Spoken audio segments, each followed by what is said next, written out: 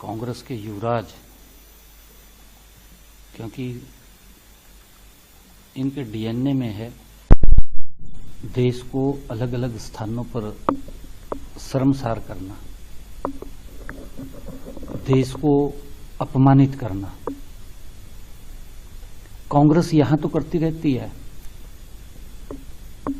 देश की संवैधानिक संस्थाओं को उनका अपमान करना।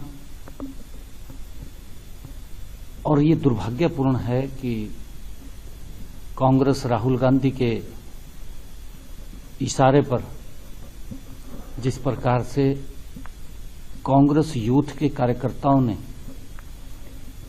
जो भारत मंडपम में एआई समिट हो रही है और उस समिट के अंदर पूरे वर्ल्ड से वहां काफी संख्या में प्रबुद्ध जन उस समिट का हिस्सा बन रहे हैं, उसके अंदर आ रहे हैं।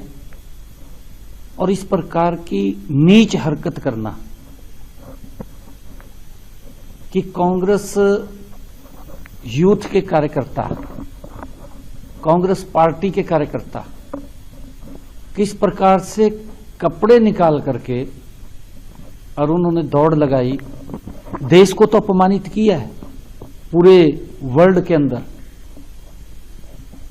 परंतु यहां जो समिट के अंदर उन्होंने इस प्रकार का कृत्य किया है, उसकी जितनी निंदा की जाए कम है।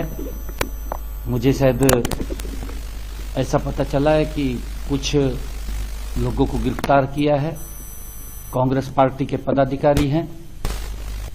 देश का अगर सम्मान बढ़ रहा है, देश का दुनिया में गौरव बढ़ रहा है, तो इस प्रकार की जो हरकत की गई है वो दुर्भाग्यपूर्ण है। कांग्रेस ने कभी देश की संवैधानिक संस्थाओं को अपमानित करके माफी नहीं मांगी, परंतु आज देश देख रहा है कि ऐसे लोगों को आने वाले समय के अंदर जो देश को हर उस मोर्चे के ऊपर अपमानित करने का काम करते हैं, इन्होंने जगह नहीं छोड़ी कोई भी। हमारे बहादुर सैनिक अगर एयर स्ट्राइक करते हैं, ये राहुल उठ करके उसका हिसाब मांगते हैं भी की भी या नहीं की है। हमारे अगर बहादुर सैनिक सर्जिकल स्ट्राइक करते हैं तो उसका हिसाब मांगने के लिए उठ जाते हैं। ये दुनिया के अंदर भारत को किस प्रकार से नीचा दिखाने का काम कांग्रेस पार्टी और राहुल गांधी कर रहे हैं, परंतु आदरणीय मोदी जी के नेतृत्व में भारत आगे बढ़ रहा है। इसकी जितनी निंदा की जाए कम है और ऐसे लोगों के खिलाफ सख्त कार्रवाई होनी चाहिए, देशद्रोह का मुकदमा दर्ज होना चाहिए, जिससे कि उनको सबक लगे कि अगर देश का कहीं अपमान हो रहा है तो देश के 140 करोड़ लोगों का अपमान है। क्योंकि इस समिट के अंदर जो है, इस समिट भारत मंडपम में चल रही है, उसके अंदर पूरी दुनिया से सब अलग अलग बड़े प्रबुद्ध जन आ रहे हैं और